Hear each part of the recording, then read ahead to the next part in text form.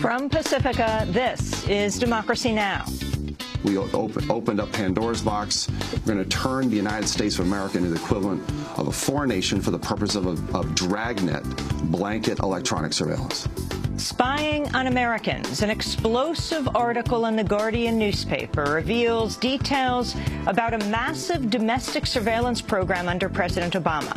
The National Security Agency is now secretly collecting the telephone records of millions of customers of Verizon under a classified court order issued in April.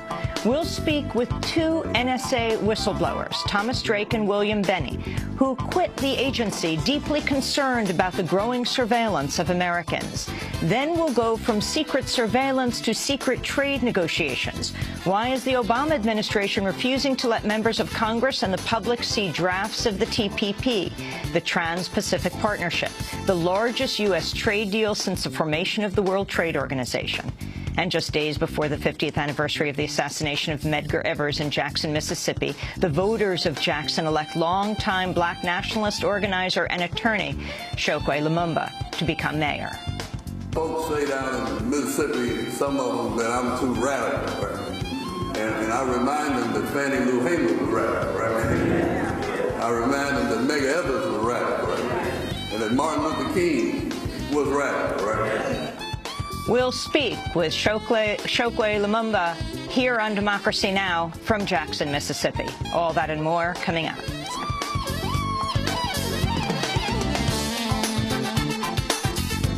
Welcome to Democracy Now!, democracynow.org, The War and Peace Report. I'm Amy Goodman. A newly disclosed court order shows the telecom giant Verizon is handing over the phone records of millions of subscribers to the U.S. government without individual warrants. The Guardian of London reports the FBI obtained the 3-month authorization from the Foreign Intelligence Surveillance Court in April. It compels Verizon to provide the National Security Agency with metadata of all subscriber phone calls, who they spoke to, where and at what time they made the call, and for how long. This appears to mark the broadest act of government surveillance known to date. In a statement, the American Civil Liberties Union denounced the program as, quote, beyond Orwellian, adding, from a civil liberties perspective, it could hardly be any more alarming. We'll have more on the story after headlines. A U.S. soldier accused of massacring 16 Afghan civilians last year has pleaded guilty to murder and other charges, thereby avoiding execution. On Wednesday, Staff Sergeant Robert Bales formally admitted to killing 9 children and 7 adults during a nighttime attack on 2 Kandahar province villages in March 2012. Defense attorneys say Bales may have suffered a traumatic brain injury and post-traumatic stress disorder from 4 tours in Iraq and Afghanistan. Appearing before a military judge, Bales expressed regret for the massacre, saying, quote, there's not a good reason in this world for why I did the horrible things I did, he said. His trial last year featured the video testimony of more than a dozen Afghan witnesses and victims. The witnesses, including several children, recalled being shot at and seeing their loved ones murdered. A hearing is set for August to determine if Bales will be sentenced to life in prison with or without the chance of parole. The U.S. military is sending a massive new contingent of guards to help contain the revolt of hunger-striking prisoners at Guantanamo Bay. The Miami Herald reports the Army Reserve is deploying 125 troops to assist the holding of prisoners in solitary confinement and the force feeding of 39 hunger strikers. President Obama has formally unveiled his latest picks for top foreign policy posts. The new National Security Advisor, Susan Rice, and her would-be replacement as UN Ambassador, Samantha Power. Appearing with Obama at the White House, Rice and Power each voiced excitement to take on their new roles.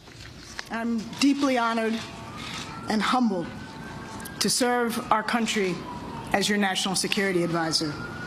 I'm proud to have worked so closely with you for more than 6 years, and I'm deeply grateful for your enduring confidence in me. As the most powerful and inspiring country on this earth, we have a critical role to play in insisting that the institution meet the necessities of our time. It can do so only with American leadership. It would be an incomparable privilege to earn the support of the Senate and to play a role in this essential effort, one on which our common security and common humanity depend. Samantha Power served as Obama's senior foreign policy advisor during his first run for the White House before she was forced to resign for calling Hillary Clinton a monster. She could face a tough confirmation process from Republicans opposed to her foreign policy views. Right-wing opponents have begun circulating a 2003 article where she called for, quote, a historical reckoning with crimes committed, sponsored, or permitted by the United States. Power added, quote, instituting a doctrine of mea culpa would enhance our credibility by showing that American decision-makers do not endorse the sins of their predecessors. On the other side of the spectrum, she's faced charges from progressive critics over the years of selectively ignoring U.S.-backed atrocities while supporting humanitarian intervention abroad. You can go to our website at democracynow.org to see our 2008 interview with Samantha Power, as well as her debate with Jeremy Scahill about Kosovo, Iraq sanctions, and interventionism. Police in Turkey are continuing a crackdown on mass anti-government protests. On Wednesday, police in Ankara fired tear gas and water cannons at a large crowd rallying in the capital. At least 3,300 people have been arrested in 5 days of protests. One Turkish activist said the protesters are undeterred.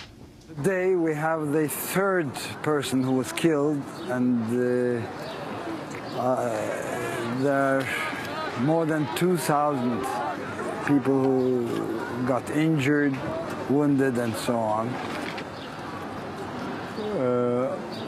But the number of attendees, the number of people who are taking part in this huge thing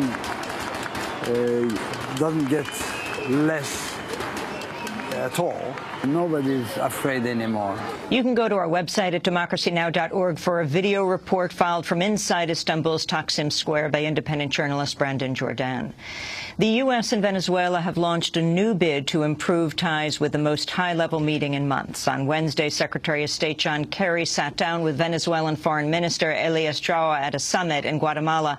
Kerry said the talks will continue. We agreed today, both of us, Venezuela and the United States, that we would like to see our countries find a new way forward, establish a more constructive and positive relationship, and find the ways to do that. The sit-down came as Venezuela released a U.S. filmmaker it had held for over a month on accusations of seeking to destabilize the government. The filmmaker, Tim Tracy, returned to the U.S. on Wednesday. He's rejected Venezuela's allegations, which were never specified, and maintained he was in the country making a documentary film. At least 6 people have been killed and another 14 wounded in the collapse of a building in Philadelphia. The rescue effort continued overnight as workers looked for survivors beneath the rubble. The building was under demolition when it crumbled onto a neighboring thrift store. Concerns have been raised it may have lacked proper oversight. Colorado has become the 8th U.S. state to grant driver's licenses to undocumented immigrants. Governor John Hickenlooper signed the measure into law Wednesday following its passage last month. The move comes days after Florida Governor Rick Scott vetoed a measure that would have allowed driver's licenses for young undocumented immigrants. The law would have applied to all those granted a reprieve under President Obama's Deferred Action Program for immigrants who came to the U.S. as children. In Washington, the Senate is set to begin consideration of the bipartisan immigration bill next week.